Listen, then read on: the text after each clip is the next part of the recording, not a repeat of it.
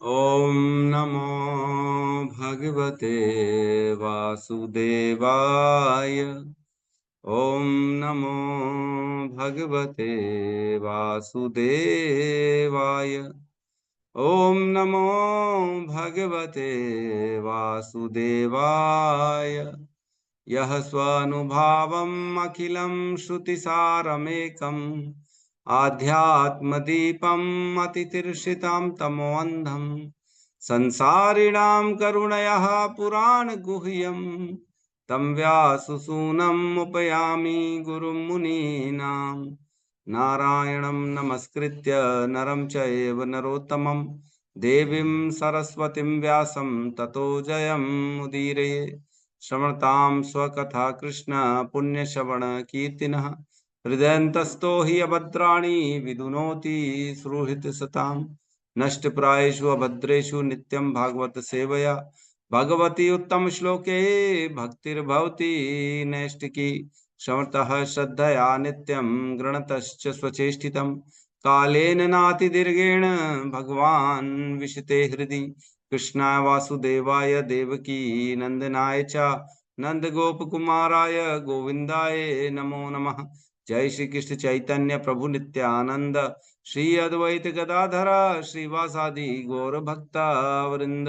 हरे कृष्णा कृष्णा कृष्णा हरे हरे, हरे राम राम राम हरे हरे। हरे कृष्णा कृष्णा कृष्णा हरे हरे, हरे राम राम राम हरे हरे। हरे कृष्णा कृष्णा कृष्णा हरे हरे, हरे राम राम राम हरे हरे। हरे कृष्ण। सभी भक्तों का स्वागत है प्रातःकालीन श्रीमद् भागवतम के सत्र में। और हमने कल पढ़ा था 26 नंबर श्लोक 19वें अध्याय का, फर्स्ट कैंटो का। उसमें कहते हैं, श्रील व्यासदेव के इस पुत्र की आयु मात्र 16 वर्ष थी। उनके पांव, हाथ, जांघें, भुजाएं, कंधे, ललाट तथा शरीर के अन्य भाग अत्यंत सुकोमल तथा सुगठित गठित बने थे। उनकी आंखें सुंदर, बड़ी बड़ी तथा नाक और कान उठे हुए थे। उनका मुखमंडल अत्यंत आकर्षक था और उनकी गर्दन सुगठित एवं शंख जैसी सुंदर थी। तो कल हमने श्रील सुखदेव गोस्वामी के बाह्य जो है लुक्स थे उनके, वो कैसे, शारीरिक रचना कैसी थी, इसका वर्णन हमने सुना। कल हमने पढ़ा, अंदाजा लगाया लगभग उनकी उम्र कितनी थी है ना। तो लगभग हमने पता किया कि कल 75-76 साल के होने चाहिए एट इस समय, जब सुखदेव गोस्वामी के सामने वो परीक्षित महाराज के सामने प्रकट हुए हैं श्रील सुखदेव गोस्वामी।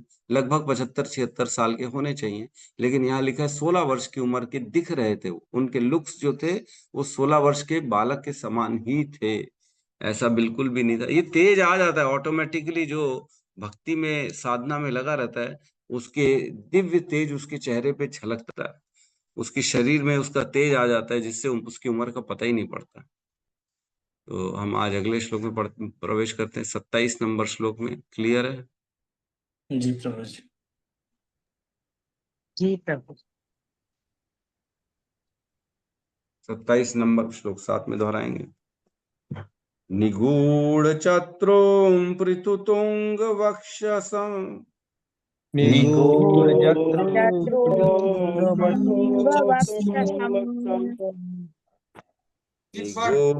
चत्रों पृथुतुंग वक्षसं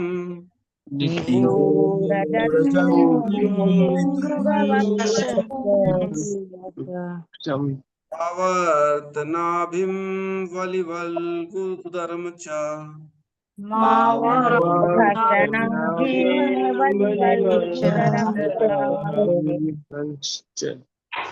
दिगंबरं क्वात्र विकीर्ण केशम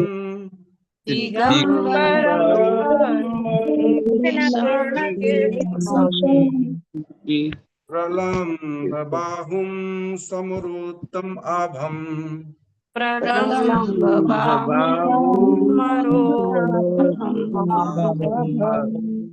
निगूढ़ जत्रुं पृथुतुंग वक्षसं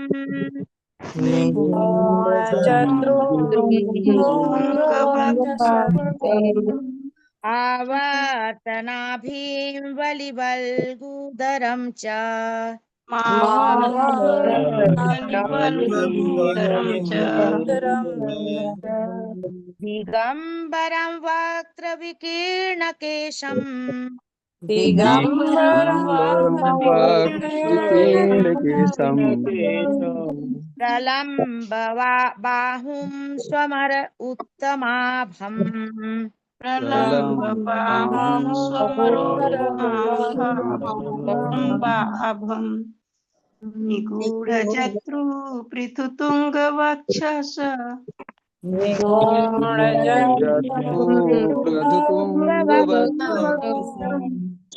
आवर्तनाभिबलिवल्गूधरं च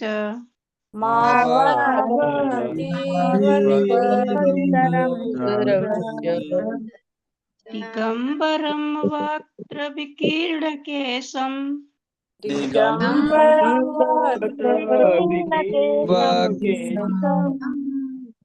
प्रलम्बबाहुं स्वमरोत्तमाभम्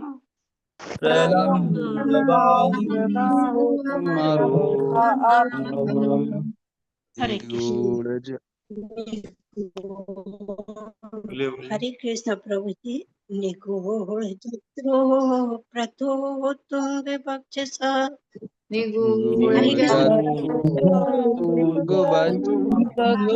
कृष्ण। मावर्तनाभि बलिवल्गुधरं च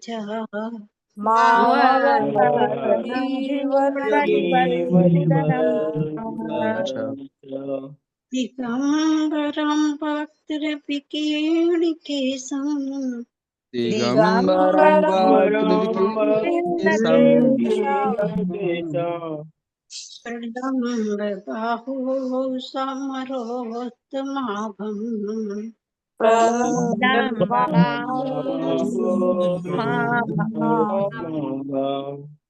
हरे कृष्ण।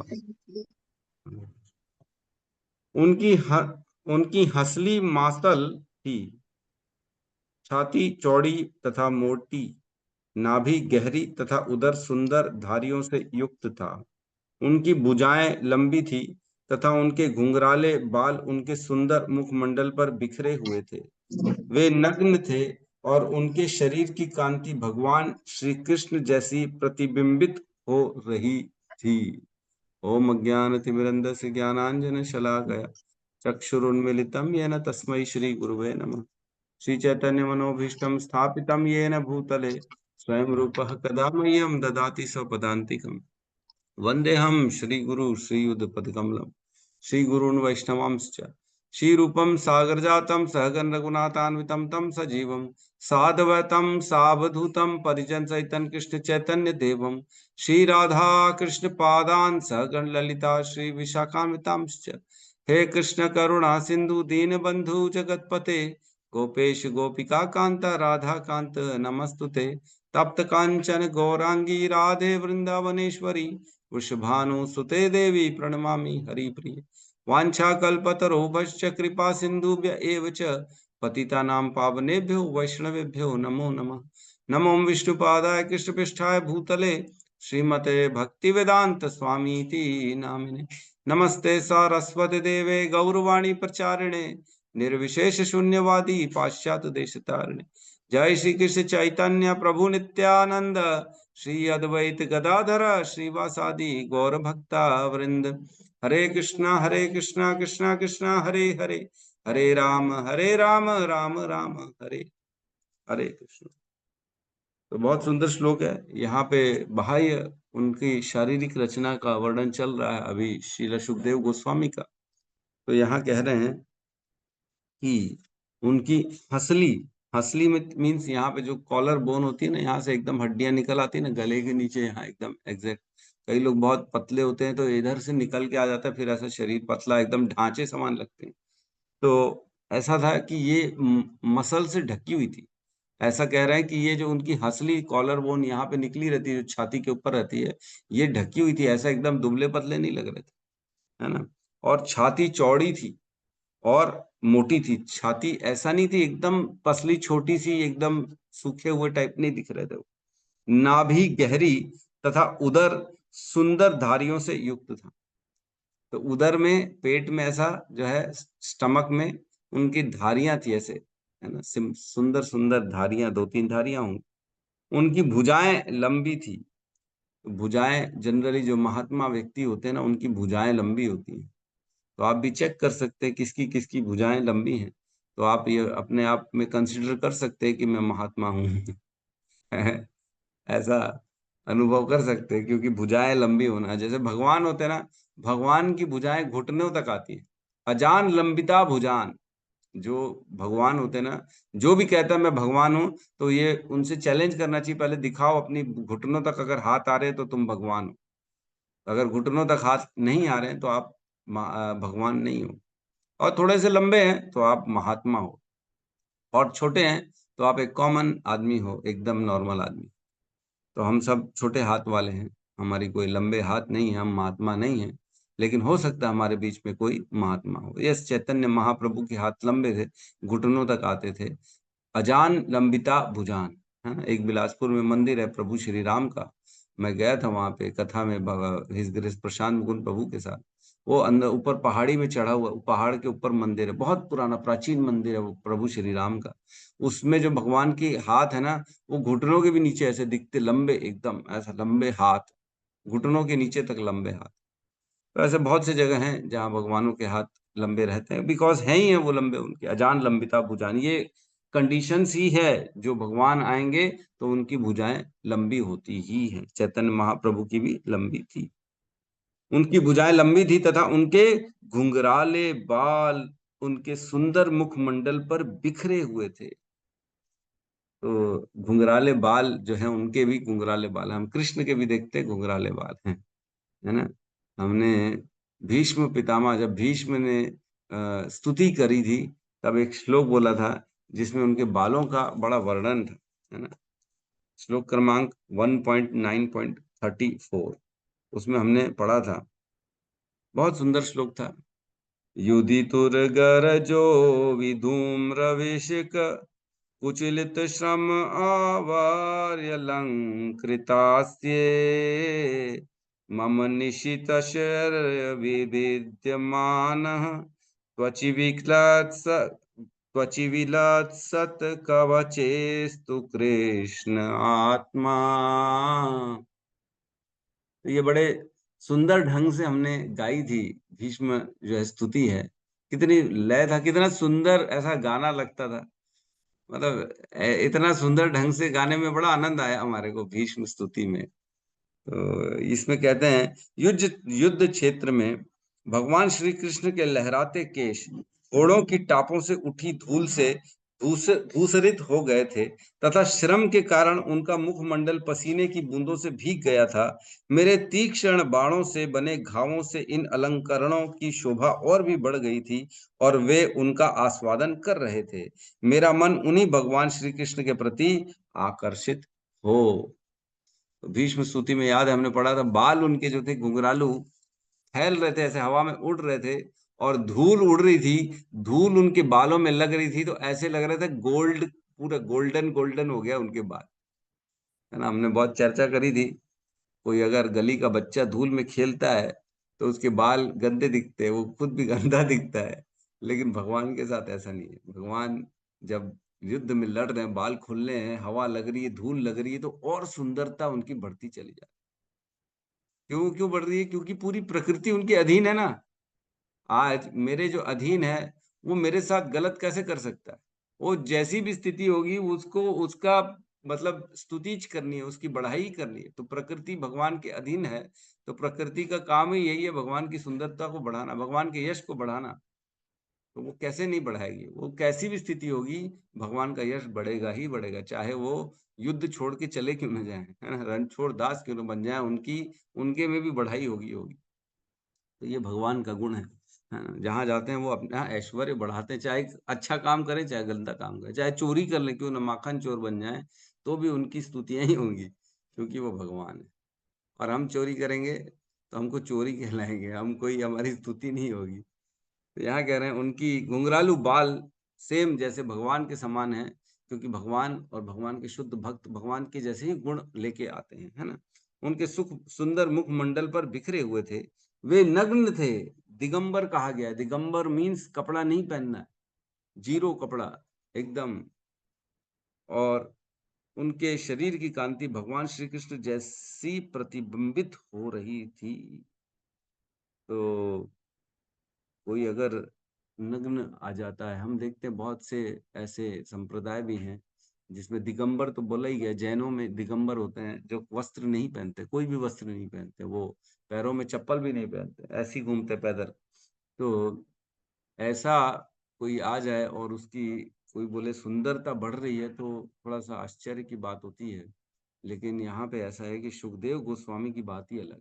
सुखदेव गोस्वामी हर स्थिति में सुंदर दिख रहे हैं। क्यों? क्योंकि वे कृष्ण के प्रति पूर्ण रूप से समर्पित है ना। कृष्ण को जो पूर्ण रूप से समर्पित हो जाएगा, जो दिन रात भगवान का चिंतन करेगा, उसमें सारे गुण कौन से आ जाते हैं? देवताओं के गुण आ जाते हैं। यस्यास्ति भगवत भक्ति अकिंचन सर्वैर गुणास तत्र समासते सुरा हराव भक्तस्य कुतो महत् गुणा मनोरथेन आसति धावतो बही। जो भगवान की अकिंचन भक्ति करता है ना, अकिंचन भक्ति, उसमें सारे देवताओं के गुण समासते सुरा, सारे समाहित हो जाते हैं। जो देवताओं के गुण ऑटोमेटिकली आ जाएंगे। हराव भक्त से कुतो महत् गुणा, कि कैसे जो अभक्त है उसके अंदर गुण कहां से आएंगे? नहीं आ सकते, पॉसिबल ही नहीं। वो तो क्या करेगा? भगवान की बहिरंगा जो शक्ति है, मनोरथेन आसति धावतो बही, जो बहिरंगा शक्ति है उसी के अपने मन के अनुसार उसकी सेवा में लगा रहेगा, बस यही काम करेगा वो।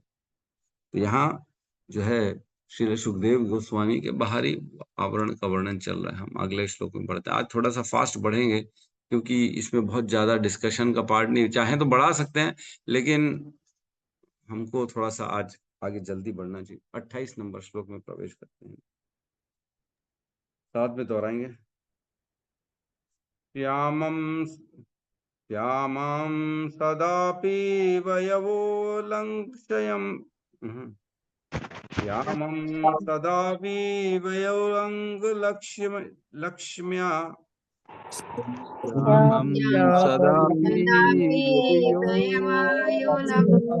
लक्ष्म्या स्त्रीणां मनोज्ञं रुचिरस्मितेन मनोज्ञं रुचिरे स्मृतेन प्रत्युत्थितास्ते मुनयः स्वसेनेभ्यः प्रत्युत्थितास्ते मुनयः ततः लक्षणज्ञा अपि गूढवर्चसम्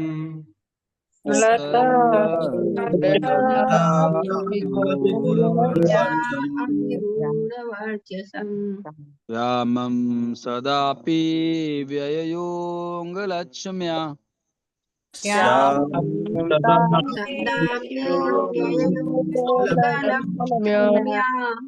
क्रीडामनोज्ञं रुचिर्स्मृतेन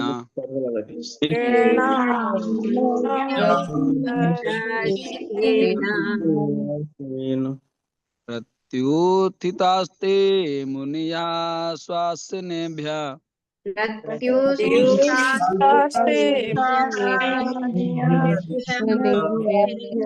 तल्लक्षणज्ञा अपि गूढवर्चसम् हरे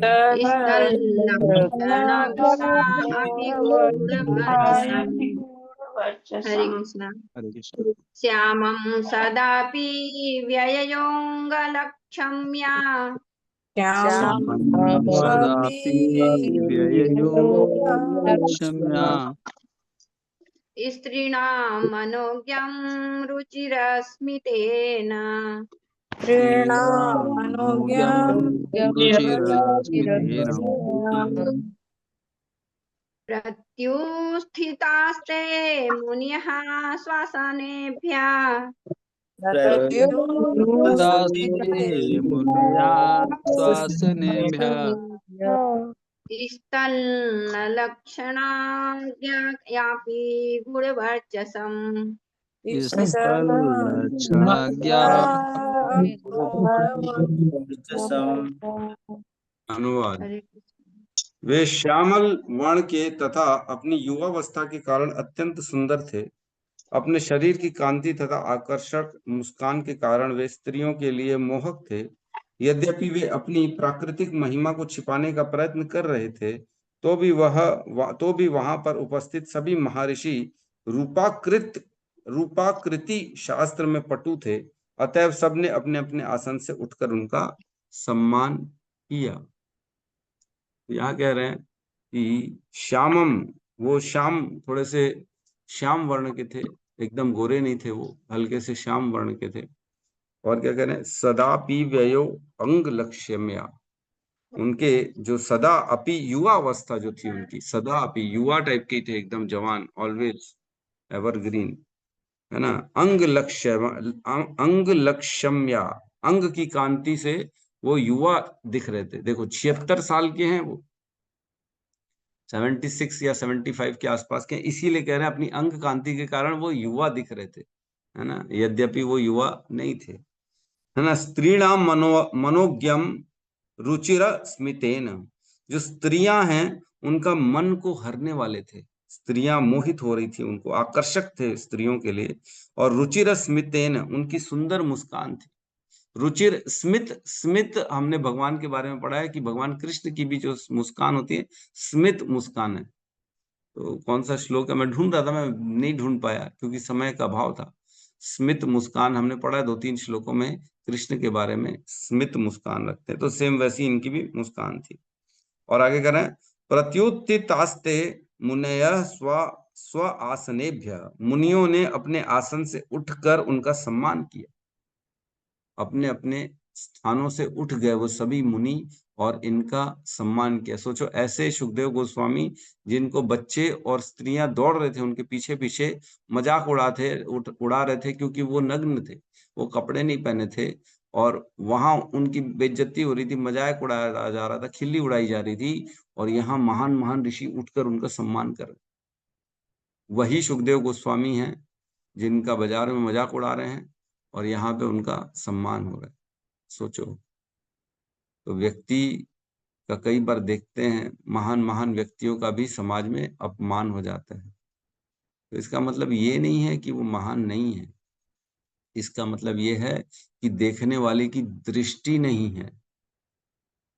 देखते हैं हम 50 लोग जो भौतिकवादी रहते हैं, उनके बीच में भक्तों का असम्मान ही होता है, बोला ही जाता है, अरे क्या तिलकधारी, अरे क्या पंडित, अरे क्या कर रहा है, अरे तू ये कर रहा है, तो वो क्या कर रहा है, फालतू के काम में लगे होगा, तो ये सब बोलते ही है। ये तो मैं थोड़ा सा बोल रहा हूँ, इसको बहुत, इसकी गहरे और अतिशय जितना आप सोच सकते हैं उतना बोलो, उतना सोच लो, इतना गंदा गंदा बोला जाता है ना। तो इसका मतलब ये नहीं है कि गुण वैष्णव के खत्म हो गए।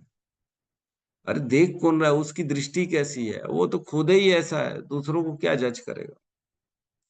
तो सभी उठकर उनको आसन से अपने अपने स्थान से खड़े होके उनको प्रणाम किया, उन्होंने सम्मान प्रकट किया।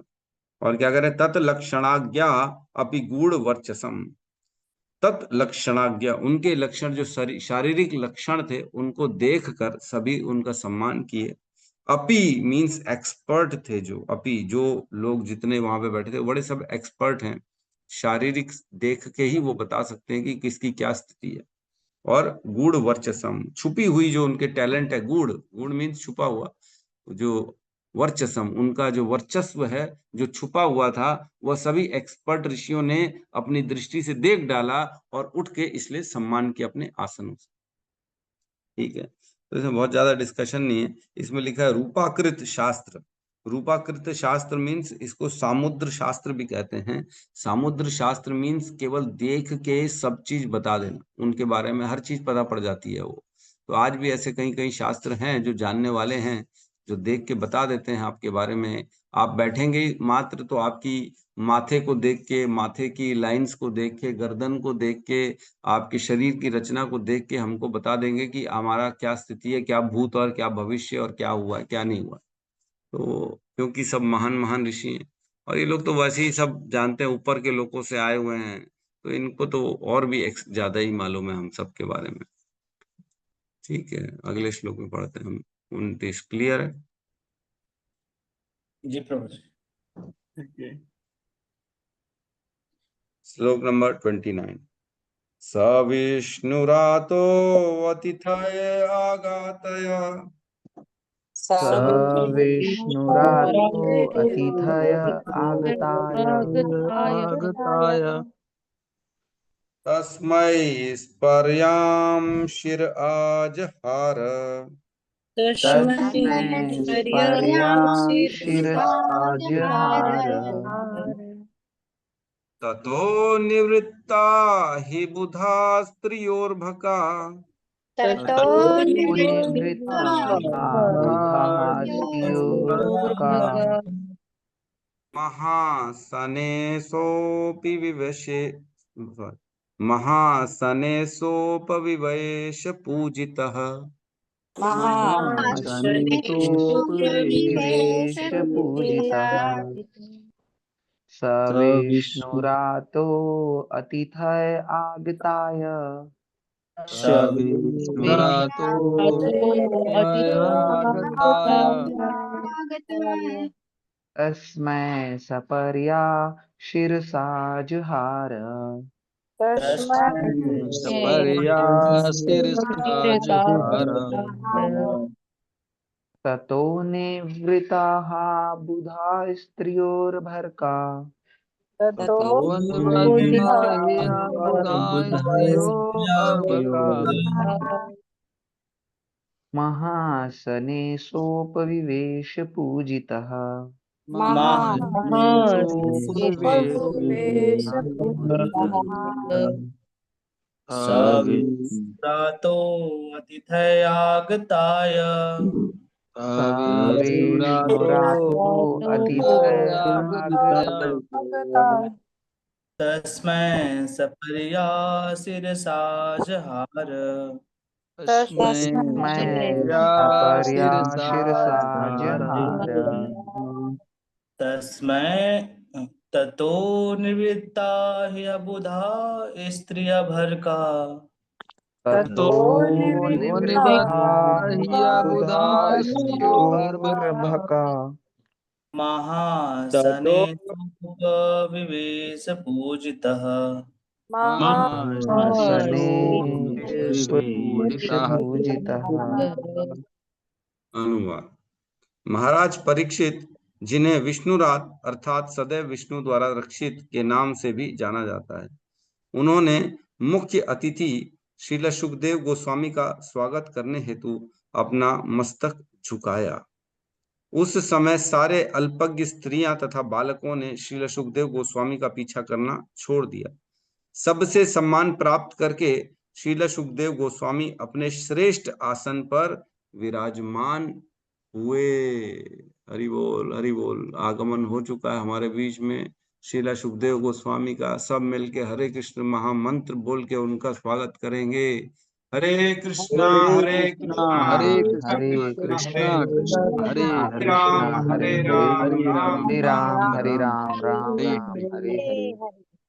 सब उनसे विनती करेंगे कि अब जो ज्ञान है जो उन्होंने परीक्षित महाराज के लिए पूरा श्रीमद् भागवतम बोली, हम भी वो ग्रहण कर पाए और हम भी ये माने कि हम उन्हीं के मुख से सब चीज सुन रहे हैं। ठीक है, यहाँ कह रहे हैं स विष्णु रातो अतिथय आगताय। वह विष्णुरात, विष्णुरात जो थे परीक्षित महाराज का नाम है ना, वह वे विष्णुरात जो भगवान विष्णु के द्वारा रक्षित होते हैं, वहां आए हुए आगताय अतिथय, अतिथि जो वहां आए हुए थे। कौन अतिथि आए हुए थे? सुखदेव गोस्वामी, है ना। उनको क्या किया? तस्मै स्पर्याम शिरसा जहारः। उनको सुखदेव गोस्वामी को, तस्मै मीन्स उन सुखदेव गोस्वामी को, स्पर्याम, स्पर्याम मीन्स पूरे शरीर से, पूरे शरीर से सिर झुकाकर शिरसा आजहारः, आजहारः मीन्स प्रणाम किया, पूरे शरीर से प्रणाम किया, पूरे शरीर से। ऐसा नहीं ऐसा खाली नमस्कार किया, ऐसा हाथ ऐसा ऐसा हिला डाले बस, ठीक है, यहीं से हेलो हेलो करते कहीं लो हेलो हेलो, हाँ ठीक, तो ऐसा नहीं। वैष्णवों के साथ देखो ये बहुत ना बड़े सूक्ष्म चीजें हैं।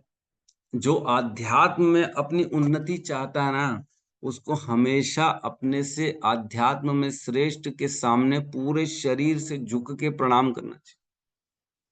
ऐसा नहीं है कि कल ही तो प्रणाम किए थे प्रभु, आज फिर प्रणाम करना पड़ेगा। रोज मिल रहे हैं, सपोज करो 7 दिन की भागवत कथा चल रही है, तो रोज मिल रहे हैं तो रोज प्रणाम करना पड़ेगा क्या प्रभु एक बार करेंगे? यस, रोज करना पड़ेगा, रोज। ये बड़ी सूक्ष्म चीजें हैं, जो इसको फॉलो करता है ना, छोटी छोटी चीजों को अगर हम जीवन में डालते हैं ना, तो इसका बहुत बड़ा एडवांटेज आ जाता है, बहुत बड़ा। हम देखेंगे आगे चल के एक साथ बहुत बड़ी कृपा मिलना चालू हो जाती है। जैसे बोलते हैं ना, कोई जॉब कर रहा है, छोटी छोटी सेविंग्स एक दिन बहुत बड़ी हो जाती है, होती है कि नहीं होती? रोज अगर सपोज करो रोज 500-500 रुपए इकट्ठा करेंगे, तो साल भर में कितना सारा पैसा हो जाएगा। लेकिन 500 अगर बोलेंगे तो कोई बहुत बड़ा हो सकता है, किसी के लिए बहुत बड़ा भी हो सकता है, किसी के लिए कोई बहुत बड़ा फिगर नहीं है 500 रुपए। लेकिन रोज अगर 500 जोड़ रहे हैं, तो साल में हमारे पास लाखों हो सकते हैं, हजारों लाखों बन जाएंगे। तो सिमिलरली रोज हमारे से सीनियर जो भी आध्यात्म में आगे हैं, उनको हमको प्रणाम करना है, पूरे शरीर से प्रणाम करना है। मतलब जमीन में झुक के दंडवत या पंचांग प्रणाम।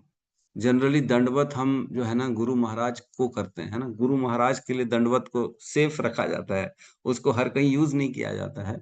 लेकिन जो सीनियर्स हैं, उनके सामने हमको पंचांग प्रणाम करना चाहिए। ये हमारा वैष्णव एटिकेट्स है ना। तो कई बार देखा गया है कि बहुत बार बहुत सारे लोग आते हैं, हमारे बाजू में किसी को प्रणाम कर रहे हैं तो हम खड़े ही रह जाते हैं। ऐसा नहीं करना चाहिए। कोई अगर हमारे बाजू में सीनियर आया, उसको किसी ने प्रणाम किया, वो दोनों पंचांग प्रणाम में है, तो हमको भी उसी मुद्रा में जाना चाहिए। तो ये वैष्णव एटिकेट्स है ना। तो यहाँ कह रहे हैं शिरसा जहारा, पूरे शरीर से उन्होंने प्रणाम किया। आगे क्या कहते हैं? ततो निवृत्ता ही बुधा ही अबुधा स्त्रियोर भका। तो उसके बाद निवृत्ति हो गई, मतलब चले गए कौन? स्त्रियां और बच्चे जो थे, अबोध बालक, जो बच्चे छोटे थे, बुद्धि जिनके पास नहीं थी ज्यादा, जो उनको छेड़ रहे थे, जो उनके सुखदेव गोस्वामी के आगे पीछे मस्ती कर रहे थे, वो सब वहां से चले गए। और क्या कह रहे हैं? महासने महाआसने सोपविवेश पूजितः। महाआसने, महाआसन ग्रहण किया सुखदेव गोस्वामी ने, सबसे श्रेष्ठ आसन जो ऊपर था सबसे, उस आसन में बैठ गए। पूजितः, और पूजित हुए। पूजित हुए किसके द्वारा? परीक्षित महाराज के द्वारा। तो सोचो, इतने सारे लोग बैठे हैं, नारद जी बैठे हैं, व्यास देव बैठे हुए हैं, विश्वामित्र बैठे हुए, वशिष्ठ बैठे हैं, लेकिन कोई भी महाआसन में नहीं बैठा। व्यास देव के पुत्र बैठ गए पिता के सामने, बताओ, पुत्र ऊंचे आसन में बैठ गए। अरे ये क्या तरीका है प्रभु, ये तो गलत हो गया। लेकिन वो अकिंचन थे, उनका एक्चुअल में सिर्फ कृष्ण से संबंध था, सुखदेव गोस्वामी को और किसी से संबंध नहीं था, है ना। तो ऐसे होना चाहिए। और इसमें परीक्षित महाराज से हमको समझना चाहिए, कोई कितना भी बड़ा क्यों ना हो, हृदय से प्रणाम करना चाहिए वैष्णवों को। उनको ये नहीं था अरे ये तो छोटा बालक है, मेरे सामने तो छोटा है ना। नहीं, सुखदेव गोस्वामी बड़े थे उससे, सॉरी मैं गलत बोल दिया। सुखदेव गोस्वामी परीक्षित महाराज से बड़े थे, लेकिन ऐसे नंगे पुंगे आदमी के सामने कौन झुकता है?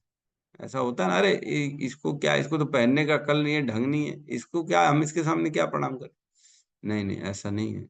कौन कौन सी परिस्थिति में, कौन सी स्थिति में, ये हम नहीं जान सकते उनके बाहरी आवरण से। मैंने बताया था एक बार वृंदावन में एक ऐसी दिगंबर प्रभु बैठे थे बिना वस्त्र के। तो एक हमारे जो है सीनियर है काफी इस्कॉन में, उनसे ऐसी बात करने बैठ गए।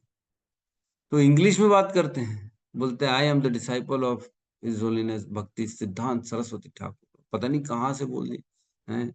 भक्ति सिद्धांत सरस्वती ठाकुर कब उन्होंने शरीर छोड़ दिया, कब के निकले हुए हैं, और अब बोलते हैं आई एम द डिसाइपल। पता नहीं कौन सी स्थिति में, कौन से मनोभाव में, हम जान ही नहीं सकते।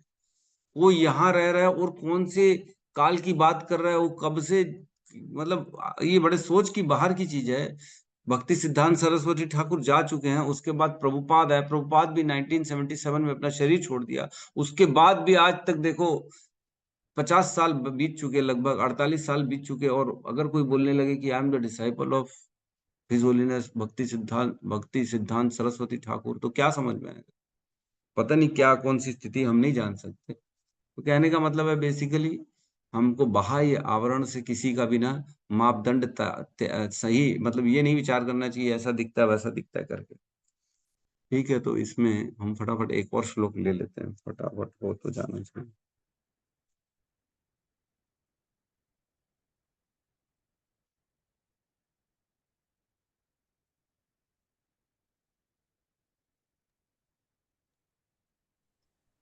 तीस नंबर सही है। जी प्रभु जी। जी प्रभु जी। हाँ ठीक है, श्लोक क्रमांक 30। संवृतस्तत्र महान् महीयसाम्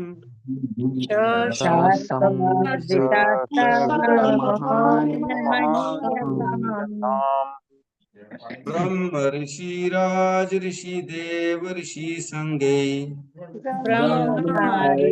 राज ऋषि देव संगय यरोचतालं भगवान् यथेन्दु रोजतालम भगवान यथेन्दु यथेन्दु गृहरक्षतारानेकैर्परितः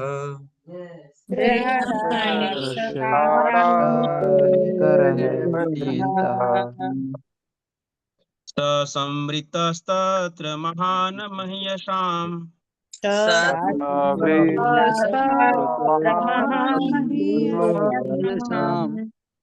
ब्रह्मर्षि राजर्षि देवर्षि संघै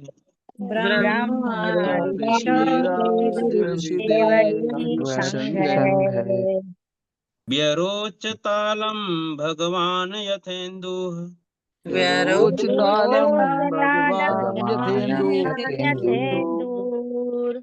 गृहक्षतारानिकरै परितः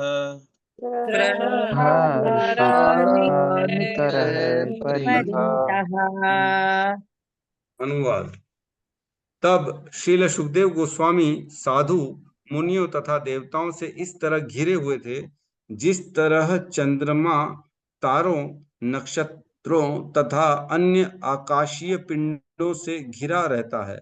उनकी उपस्थिति अत्यंत भव्य थी और वे सबके द्वारा सम्मानित हुए। इसका हम परपट भी पढ़ेंगे। तो माता जी परपट पढ़ेंगी। जी प्रभु जी। आनंदायी माता जी। तात्पर्य द्वारा श्रील प्रभुपाद की जय। हरि बोल। साधु पुरुषों की महासभा में ब्रह्मर्षि व्यासदेव, देवर्षि नारद और क्षत्रिय राजाओं के महान शासक परशुराम इत्यादि थे। इनमें से कुछ श्री भगवान के शक्ति संपन्न अवतार थे। श्रील सुखदेव गोस्वामी न तो ब्रह्म ऋषि थे, न राजर्षि या देवर्षि, न ही वे श्री नारद मुनि, श्री व्यासदेव या परशुराम के समान कोई अवतार थे। फिर भी उनका जो स्वागत किया गया वह उनसे बढ़कर था। इसका अर्थ यह हुआ कि संसार में श्री भगवान की अपेक्षा श्री भगवान के भक्त का अधिक सम्मान होता है। अतएव श्री सुखदेव गोस्वामी जैसे भक्त की महत्ता को कभी कम करके नहीं आंकना चाहिए। हरे कृष्णा, हरि बोल। हरि बोल। तो भगवान के जो भक्त होते हैं उनका भी सम्मान बहुत अति सम्मान होता है।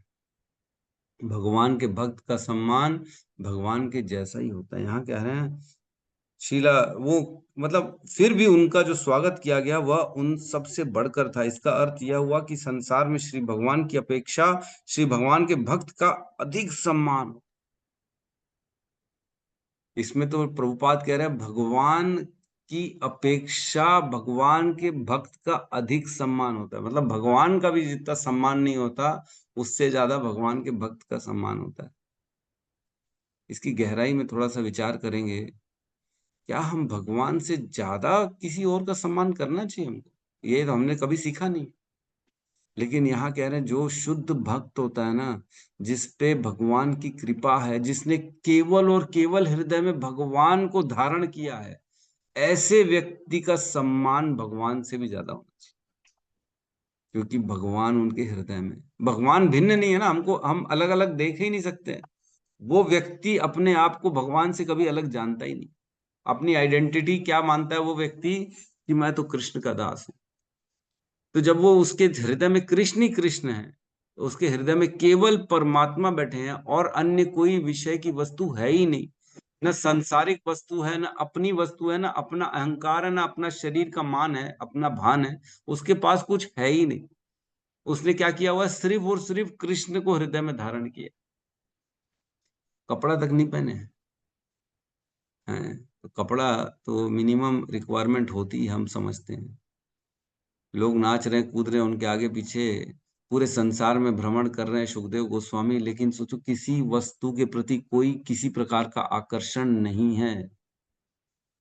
देखने के बाद भी कोई आकर्षण नहीं हो, ऐसा कैसे पॉसिबल है? हम देखते हैं तो कुछ ना कुछ आकर्षण तो उत्पन्न हो ही जाता है कि नहीं? रास्ते से जा रहे हैं बाजार में, सपोज करो अगर आम बिक रहा है, तो ऐसा देख के एक बार तो लगता है इसको खाया जाए क्या? हृदय में तो आता है। तो ऐसा भी नहीं आता इनके हृदय में, सुखदेव गोस्वामी। हर चीज भगवान पे छोड़ी हुई है। भगवान की इच्छा होगी तो आ जाएगा, भगवान की इच्छा नहीं होगी तो नहीं। हर चीज को छोड़ा हुआ, कुछ भी नहीं चाहिए संसार से। तो ऐसे व्यक्ति का सम्मान भगवान से ज्यादा होना चाहिए। इसीलिए इसमें जो है ना, उपमा बड़ी बड़ी एकदम अलग ही उपमा दे दी गई है कि सुखदेव गोस्वामी कैसे लग रहे थे? चंद्रमा के समान लग रहे थे तारों के बीच में। तारों की रोशनी और चंद्रमा की रोशनी में कितना बड़ा फर्क है। सोचो, अन्य अन्य जो बैठे हैं उनको तारे बता रहे हैं, विश्वामित्र को, वशिष्ठ को, भृगु को, नारद जी को, व्यास देव जी को तारा बता रहे हैं सुखदेव गोस्वामी के सामने। और सुखदेव गोस्वामी की उपमा चंद्रमा से दी जा रही। कितना बड़ा भगवान की कृपा है उनके पास। उनका तेज इतना बढ़ चुका है क्योंकि उन्होंने केवल और केवल कृष्ण को धारण किया अपने हृदय में। ससंवृतस्तत्र महान महीयसाम। स मीन्स वे, कौन? सुखदेव गोस्वामी। संवृतस्तत्र, घिरे हुए थे, जो है घिरे हुए थे। कौन? महान महीयन सा, महानों में भी महान लग रहे थे। महान लोगों के द्वारा घिरे हुए थे, लेकिन वो महानों में भी महान लग रहे थे। महीयसा, महानों में महान लग रहे थे। किनसे घिरे हुए थे? ब्रह्म ऋषि, राज ऋषि, देव ऋषि संगई। ब्रह्म ऋषि, देव, राज ऋषि और देव ऋषि, इनके समूह थे। संगई मीन्स इनका समूह था, ग्रुप के ग्रुप थे पूरा। देव ऋषियों का ग्रुप, राज ऋषियों का ग्रुप, ब्रह्म ऋषियों का ग्रुप है। इतने सारे लोगों के बीच में वो सबसे महान लग रहे थे। और क्या करें? व्यरोच तालम भगवान यथेंदु। व्यरोच तालम मीन्स सबसे योग्य लग रहे थे और भगवान के समान शक्तिमान दिख रहे थे। व्यरोच तालम भगवान यथेंदु, जैसे यथ इंदु, इंदु मीन्स भगवान, जैसे यथ, यथ इंदु मीन्स जैसे चंद्रमा, जैसे चंद्रमा के समान दिख रहे थे वो। इतने शक्तिशाली लग रहे थे। और क्या कह रहे हैं? गृह नक्षत्र तारा निकरई। ग्रह, गृह नक्षत्र और तारों से, समूहों से घिरा हुआ जैसे चंद्रमा होता है, वैसे परितः दिख रहे थे, वैसे लग रहे थे, है ना, घिरे हुए थे। तो इतनी सुंदर उपमा दी गई है। तो हाँ, हरि बोल हो गया आज तो सुखदेव गोस्वामी का। इतना सुंदर सुंदर वर्णन सुन के, मतलब इतनी शक्ति, इतना सम्मान, इतना तेज, अकल्पनीय। हमको भी वैष्णवों का सम्मान करना चाहिए, उठना चाहिए। वो दिख तो नहीं रहे, लेकिन वो महान भक्त हैं। जिन्होंने कृष्ण को धारण किया हृदय में, वो महान भक्त होते हैं। ऐसे भक्तों को पूजा करना चाहिए। हम प्रभुपाद भी कहते थे ना, यस्य देवे परा भक्ति यथा देवे तथा गुरु तस्य एते कथिता ही अर्था प्रकाशन्ते महात्मना। श्वेताक्षर उपनिषद में कहा गया है कि जैसे यस्य देवे परा भक्ति, जैसे देवताओं की परा भक्ति होती है ना, परा मीन्स उत्कृष्ट, टॉप क्वालिटी की जो पूजा की जाती है देवताओं की। यस्य देवे परा भक्ति तथा यथा देवे तथा गुरु, जैसे देवताओं की करते हैं वैसे गुरु की करनी चाहिए। गुरु की भी परा भक्ति करनी चाहिए जैसे देवताओं की जाती है। तो ऐसा करने से क्या होता है?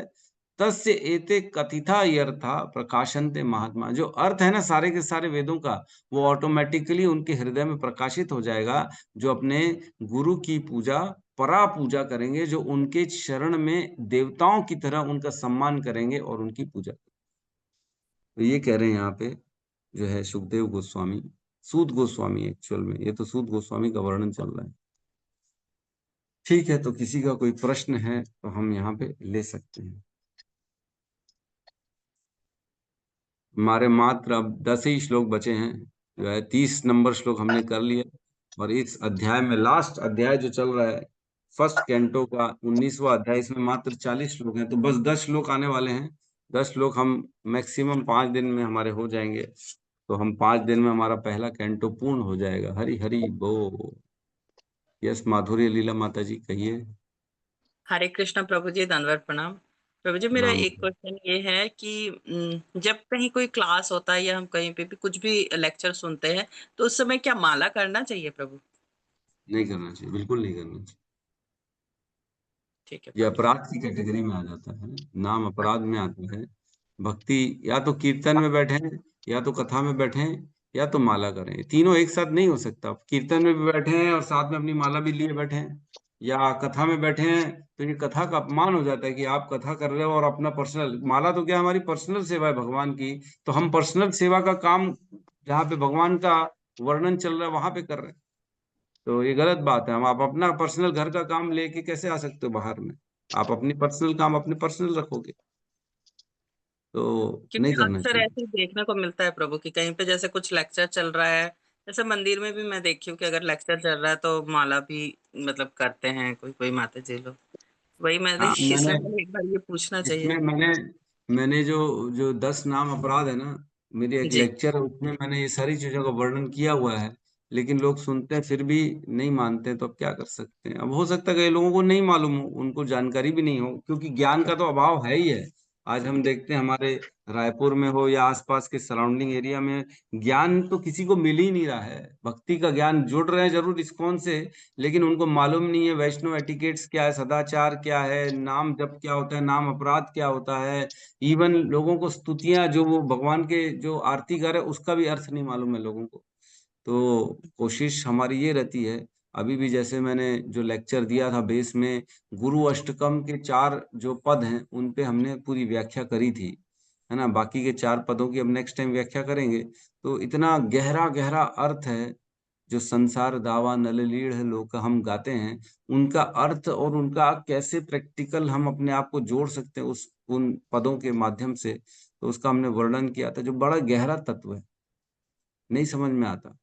निकुंज योनो रति केली सिद्धे, या तो निकुंज योनो रति केली सिद्धे, इसका भी अर्थ नहीं मालूम है लोग। निकुंज का हमने वर्णन, मैंने खैर ये श्लोक बोला नहीं, लेकिन मैंने जब पढ़ा तो मेरे को बड़ा जो है गहरा लगा। मैंने कहा ये सब तो किसी को मालूम ही नहीं क्या चल रहा है, बस कर रहे हैं, बस कॉपी पेस्ट चल रहा है। वो कर रहे तो हम भी करेंगे, ये कर रहे तो हम भी करेंगे। अरे क्या अर्थ है, समझो तो सही, क्यों करना है, उसका मतलब मालूम होना चाहिए।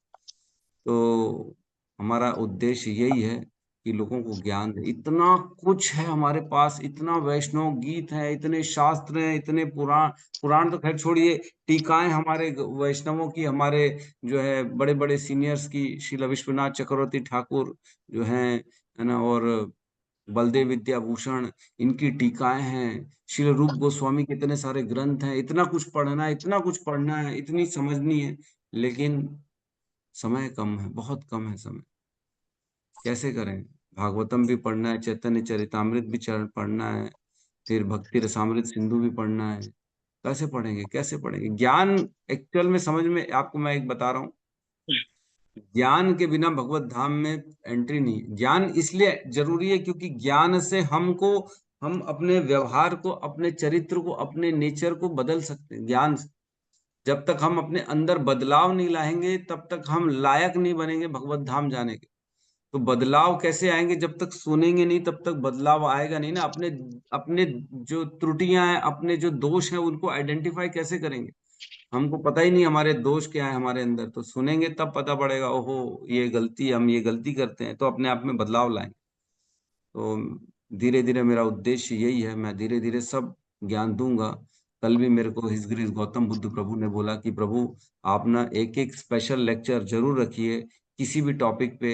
जैसे परसों हमने चर्चा कर रहे थे, रघुनाथ दास जी ने 9 जो स्टेजेस होते हैं भक्ति की, उनमें लोगों को अंतर नहीं मालूम है। श्रद्धा, साधु संग, अनर्थ निवृत्ति, भजन क्रिया, निष्ठा, रुचि, भाव, आसक्ति, प्रेम, इनमें अंतर नहीं मालूम है। भाव क्या स्टेज होगा, आसक्ति क्या स्टेज होगी, रुचि क्या स्टेज होगी, इनमें क्या अंतर है ये नहीं मालूम। तो हम धीरे धीरे एक एक करके ऐसे आगे बढ़ेंगे और बताएंगे लोगों को कि क्या क्या भेद होता है। जी प्रभु, ठीक है ऐसे ना? वैष्णो एटिकेट्स के कुछ ऐसा कहीं पे लिखा हुआ नहीं है क्या, कुछ बुक्स वगैरह, मतलब अरे इस टाइप का कुछ एक होना चाहिए जिससे थोड़ा, क्योंकि जो भक्ति में आते हैं वो शुरू करते हैं, अब सब एक एक स्टेप तो नहीं ऐसे नहीं सीख सकते, तो कहीं पे ऐसा कुछ लिखा हो जिसको धीरे धीरे पढ़ के बार बार समझ के तब वो याद रहे, क्योंकि नॉर्मल कुछ कुछ चीजें हैं जैसे दंडवत करना, ये सारी चीजें तो ठीक है, वो हो जाता है, देख के सीख लेते हैं भक्तों को।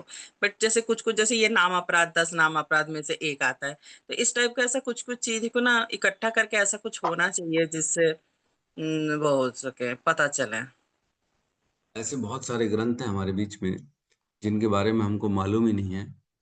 वैष्णव अपराध के लिए भी है, 10 नाम अपराध के लिए भी है। 10 नाम अपराध के लिए नामाष्टक है, नामाष्टक से हम 10 नाम अपराध का पूरा वर्णन करते हैं। मेरा पूरा एक लेक्चर है बिलासपुर में जो 10 नाम अपराध के ऊपर है, जिसमें हाँ मैंने वो 2 घंटा लेक्चर दे दिया था।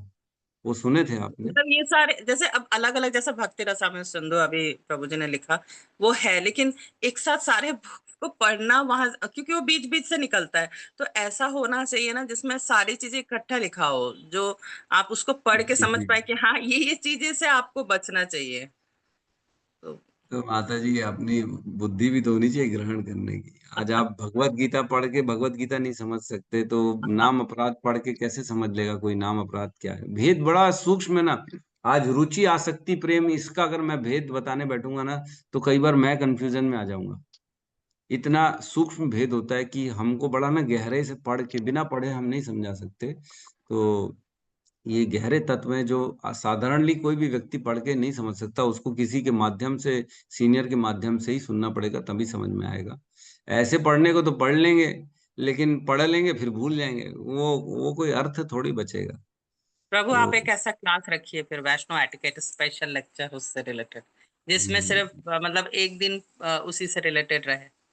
हाँ, मेरे इस गिरीश प्रशांत मुकुंद प्रभु जो हैं उन्होंने वैष्णो एटिकेट्स का लेक्चर लिया ही था, उन्होंने क्लास ली थी पूरी 2 या 3 दिन की वैष्णो एटिकेट्स की। हम भी ले नेटेड लेंगे, कोई प्रॉब्लम जी। नहीं, उन्हीं का कॉपी कर लेंगे और क्या हमको वो जी ऐसे भी उन्हीं को ही कॉपी करते हैं। जी प्रभु, हरे अभी कृष्णा, जो धन्यवाद। बुक्स अरे है पीडीएफ में, यश, अनुमति देंगे तो मैं शेयर कर सकता हूँ ग्रुप।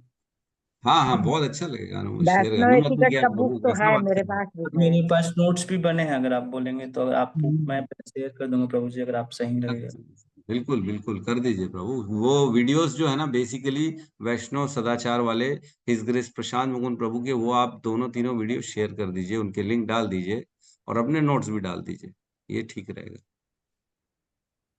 ये श्रद्धा माता जी।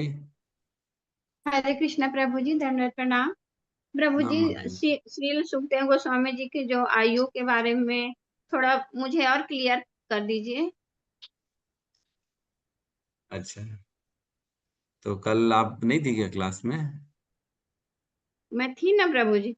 अभी जैसे अच्छा। आपने बताया ना प्रभु जी की 76 वर्ष उनकी आयु है, लेकिन उनकी कांति की वजह से वे 16 वर्ष के लग रहे थे, शारीरिक कांति की हम्म वजह से। तो हम्म। क्या 76 उनकी एग्जैक्ट आयु मानेंगे प्रभु जी, उस समय जब नहीं नहीं, सुखदेव? एग्जैक्ट एग्जैक्ट नहीं है, ये अनुमानित है। लगभग लगभग लगभग लगभग। हाँ, हमने जब अनुमानित जब किया था। जब परीक्षित विष्णुराज परीक्षित महाराज जी को जब उन्होंने भागवतम की कथा सुनानी प्रारंभ की, तब उनकी आयु 76 लगभग थी। लगभग लगभग 70-75 साल हमने लगभग ऐसा जी। अनुमान लगाया था, क्योंकि जो जी घटनाएं घटी प्रभु। हैं उसका हमने डिस्कशन किया था कल बैठ के। जब भीष्म देव जो है, भीष्म देव अपना शरीर त्याग रहे थे, तब भी वहां पे सुखदेव गोस्वामी उपस्थित थे, है ना। तो उस समय जो है लगभग परीक्षित महाराज का जन्म होने वाला था, वो गर्भ में थे उस समय। तो उसी समय मान के चलो परीक्षित महाराज होने वाले थे, तो उस समय वहां पे उपस्थित थे, मतलब उनका जन्म हो चुका था। और मैंने एक जगह हमने और पढ़ा था कि उसके पहले वो जो सुखदेव गोस्वामी है उन्होंने गंधर्वों और यक्षसों को भी महाभारत और पुराण अन्य अन्य उन्होंने सुना के आ चुके थे। तो सुखदेव गोस्वामी मतलब जब पैदा हुए थे उसके बाद उन्होंने अपने पिता से पूरा भागवतम सीखा, महाभारत सीखा, उसके बाद उसका प्रचार भी किया उन्होंने। तो हम ये मान रहे थे कि 16 साल की आयु में वो उत्पन्न हुए और 10 साल लगभग एक्स्ट्रा मान के चले थे कि हम वो जो है कहीं प्रचार करने गए होंगे, सीखे होंगे, गंधर्वों को, यक्षों को वर्णन किया होगा, तो 10 साल इसमें उम्र लगी होगी। तो 16 और 10 26 साल। और परीक्षित महाराज पैदा नहीं हुए थे, तो परीक्षित महाराज पैदा हुएंगे और वो 25 साल तो देखो हमारे में मिनिमम अपना गुरुकुल में ब्रह्मचर्य का व्रत का पालन करना पड़ता है, उसके बाद गृहस्थ आश्रम में प्रवेश करता है। तो 25 साल तक वो उन्होंने शिक्षा ली होगी परीक्षित महाराज ने, और 25 साल में उनकी शादी हुई होगी, ये हम मान रहे हैं। 25 साल बाद उनको पुत्र हुआ होगा जन्मजेय, तो जन्मजेय को भी उन्होंने राज सिंहासन में बिठा दिया। तो ये हम मान के चल रहे कि जन्मजय भी 25 साल के हो चुके हैं, इसलिए उनको राजा बना दिया गया और उनको उन्होंने ग्रह त्याग करके परीक्षित महाराज आ गए। तो बेसिकली परीक्षित महाराज की उम्र हो गई 50 साल और सुखदेव गोस्वामी की प्लस 26 साल, तो हम ये मान के चल रहे 75 के आसपास के होंगे सुखदेव गोस्वामी। ठीक है माता? जी प्रभु जी, थैंक यू प्रभु। Thank you. Hare Krishna. Yes Shri Raghunath Das ji. जी प्रभु जी, मेरा पहला प्रश्न तो अभी माता जी ने ही उठा लिया, क्योंकि प्रभु जी श्रीमद् भागवतम में लेकिन डायरेक्ट ये लिखा है कि उनकी आयु 16 वर्ष की थी, मतलब ऐसे लगभग भी नहीं लिखे है। तो प्रभु जी ये ऐसे मान सकते हैं कि प्रभु जी की शायद भगवान की ऐसी इच्छा रही होगी कि वो 16 वर्ष से अधिक के मतलब ना लगे, जैसे कि 4 कुमार हाँ, जो हैं हमेशा यस 5 यस वर्ष के रहते हैं। तो यस। क्योंकि ना तो प्रभु, हमने तो ये बोला ही था कि उनकी आयु भले बढ़ गई थी, लेकिन उनके लुक्स जो थे वो 16 वर्ष के समान ही दिख रहे थे। जी जी, तो यही माना जा सकता है प्रभु जी की आयु भले बढ़ गई थी, लेकिन उनका जो अंग कांति शरीर थी का। वो 16 वर्ष की हाँ, ही थी, 16 वर्ष है की, ना। यस बिल्कुल सही है इसलिए प्रभु। एग्जैक्ट लिख दिए हैं प्रभुपाद ने कि 16 वर्ष की थी करके। और दूसरा ये प्रभु जी विष्णुराज जो नाम जो पता चला, तो प्रभु जी विष्णुराज नाम ठीक है, भगवान विष्णु ने उनकी रक्षा की गर्भ में आके, लेकिन प्रभु जी ये कैसे मतलब ये नाम लिए होंगे, मैं ये सोच रहा हूँ विष्णुराज। इस पे तो हमने पूरा श्लोक किया हुआ ना, कि उसका श्लोक है ना कि विष्णुराज कैसे नाम पड़ा उनका, परीक्षित महाराज का। आपने अटेंड किए कि नहीं किए वो? क्या हो प्रभु जी। हाँ। मैं बता रहा हूँ। तो भगवान श्री कृष्ण का सम्राट परीक्षित का जन्म, हाँ, परीक्षित का नामकरण, ये श्लोक क्रमांक खोलेंगे 1.12.17, 1:12-17, इसमें इसका वर्णन है। किसका अनम्यूट है प्लीज म्यूट कर लीजिए, तो आपकी आवाज आ रही है हमारे पास। तो 1:12-17 खोलेंगे तो उसमें क्लियर लिखा है, तस्मन् नामना विष्णुरात इति लोके भविष्यति, न संदेहो महाभाग महाभागवतो महान। इस कारण इस बालक यह बालक संसार में विष्णुरात भगवान द्वारा रक्षित नाम से विख्यात होगा। ये महाभाग्यशाली, इसमें कोई संदेह नहीं है कि यह बालक महाभागवत उत्तम कोटि का भक्त होगा और समस्त गुणों से संपन्न होगा। तो ये हमने ब्राह्मण जो आए थे उसको आशीर्वाद देने और युधिष्ठिर के टाइम में, तब युधिष्ठिर ने उनसे पूछा था इनके गुणों के बारे में बताओ, बताओ इनके भविष्य के बारे में बताओ। सब उन्होंने बताया था और उन्होंने बताया था कि यह पुत्र का नाम होगा विष्णुरात। उनका नाम हमने पढ़ा था कि क्यों पढ़ा उनका नाम विष्णुरात। जी जी प्रभु जी, हाँ क्लियर हो गया प्रभु जी। तो इस क्या श्लोक को होता पूरा है, पढ़ लूंगा इसका आप पर्पट। लोगों के प्रश्नों के उत्तर के लिए बड़े मुश्किल होती है हमारे को, ऐसे ऐसे प्रश्न कर जो पढ़ा हुआ है उसको दोबारा पूछ लेते हैं। ठीक है, ठीक है प्रभु, कोई बात नहीं, कोई बात नहीं। यस दिव्य लोचन प्रभु। हरे कृष्ण प्रभु जी, प्रणाम प्रभु जी। जैसे अपने भी थोड़ी पहले अपने भी उसने बताया कि वैष्णव अपराध के लिए प्रभु जी, मैंने कल देखा, जैसे कल यहाँ पर वो हिजगेश गौरांग प्रभु जी आए थे, तो उनके स्वागत के लिए हिजगेश लोचन प्रभु जी, हिजगेश मिथिलापति प्रभु जी और भी सन्यासी भक्त थे, वैष्णव भक्त थे, जो कि उनकी सेवा के लिए मतलब उनके स्वागत के लिए खड़े थे। प्रभु जी जैसे मतलब जो है गौरांग प्रभु जी ने एंट्री करी, तो हिजगेश रोशन प्रभु जी ने मतलब उनका स्वागत किया, मतलब पूरा दंड प्रणाम करके। लेकिन प्रभु जी बाकी सारे भक्त जो है खड़े थे, कोई ने किसी ने किया नहीं। प्रभु जी मैंने सोचा मैं करूं, लेकिन मैंने कहा कोई नहीं कर रहा तो यही कहेंगे सुरेश प्रभु जी से बाद आपने कोई मतलब मेरे आगे मतलब कोई क्वेश्चन आ जाए तो उसके लिए मैंने फिर किया नहीं, तो ये तो प्रभु जी अपराध हो गया ना, लग गया हम पे। देखो ऐसा कई चीजें हमको पता नहीं पड़ती हैं। हो सकता जी है जी उनका पहले मीटिंग हो चुका हो, एक सुबह मीटिंग हो चुका हो कहीं और पे, वहां पे उन्होंने प्रणाम कर चुके हों। तो हमको जी जी जो दिखता है ना, वो कई बार ऐसा रहता है कि आधी अधूरी चीजें चीजें दिखती हैं, इसलिए हमको बाकी जो छुपी हुई चीजें पता नहीं पड़ती हैं कि उनका मुलाकात हो चुका है कि नहीं, प्रणाम हो चुका है कि नहीं, क्या पता हो चुका हो कहीं और पे, एयरपोर्ट में कर चुके हो, फिर वहां से वो कहीं और चले गए हो, फिर यहाँ पे आए हों, फिर दोबारा। तो इस तरह से इन सब चीजों पे बहुत ज्यादा विचार नहीं करना चाहिए। कोई कर रहा है नहीं कर रहा है, लेकिन हमको करना चाहिए। हाँ वही मतलब हमसे गलती हो गई ना प्रभु जी कल, हम पे आपने तो तो अपराध लग किया गया प्रभु उनसे, जी। जब जब आपसे मैंने मिलवाया उनको, इस देश गौरांग प्रभु आए थे कल हमारे हाँ रायपुर हाँ में, तो जी उनका जी लंच था हमारे यहाँ गोविंदास में, तब हिज ग्रेस दिव्य लोचन प्रभु भी थे, हमने मिलवाया था, वो बहुत अच्छी सेवा करी प्रभु ने। आपने तो उनको दंडवत प्रणाम करके उनसे मिले आप, तो आप अपने जी लेवल पे प्रभु जी, बढ़िया लेकिन हो आप। स्वागत के समय प्रभु जी नहीं किया ना मैंने, स्वागत के समय तो मैंने मेरे से अपराध हो गया प्रभु जी। हाँ ठीक है, कोई बात नहीं, आपने बाद में उसको सुधार कर लिया ना, अपराध को आपने जी जी बाद में सुधार कर लिया, तो ठीक है, कोई जी प्रॉब्लम नहीं। ठीक है प्रभु जी, हरे कृष्ण, प्रणाम। हरे कृष्ण, धन्यवाद। तो सभी से विनती है, आज शाम को समय से पहुंच जाएं। जिनका जिनका कोई भी अगर इशू है, कोई और मतलब लाना ले जाने की असुविधा है, तो वो हिज ग्रेस गौतम बुद्ध प्रभु, हिज ग्रेस रघुनाथ दास प्रभु, हिज ग्रेस रोहिणी नंदन प्रभु, या फिर मेरे से बात कर सकते हैं। तो हम सब व्यवस्था कर देंगे, जो जहाँ से आ रहा है उनको वो लेते हुए आ जाएगा, और शाम को छोड़ने की भी व्यवस्था की जाएगी। तो मैं विनती कर रहा हूँ सबसे कि आए, शाम को समय से आ जाएं, 6 बजे पहुंच जाएं गोवंदाज में, इस्कॉन मंदिर रायपुर। तो यहाँ पे हम क्या है मिलके सब। हरे कृष्ण प्रभु जी, क्या है जी प्रभु जी माता आज जी। शाम? कल तो आज शाम, राधाष्टमी है। हाँ हाँ, आज शाम को हम सबका भक्त मिलन है ना, जो भी श्रीमद् भागवतम की कक्षा में आते हैं हम सब लोग, हम सब का मिलन है आज। सब आ रहे हैं, बाहर से भी लखनऊ वाले भी आए हुए हैं, पखानजूर वाले भी आए हुए हैं, सब आए हुए हैं। तो एक हमने मीटिंग रखी हुई है अच्छा, तो ऐसी ही मीटिंग है, आप आइएगा माता जी। कोशिश करूंगी प्रभु जी, की तकलीफ होती है, कोशिश जी करूंगी। जी जी 6 जी। बजे से है क्या? 6 बजे ठीक। से 8 साढ़े 8 बजे तक रहेगी, मान के चलिए। और प्रसादम भी रहेगा उसमें। सबके लिए कुछ ना अच्छा कुछ जो है सम्मान करना है, महाराज से आशीर्वाद लेना है, और उसका सबके लिए एक छोटी छोटी गिफ्ट बनी हुई है, गिफ्ट देनी है सबको।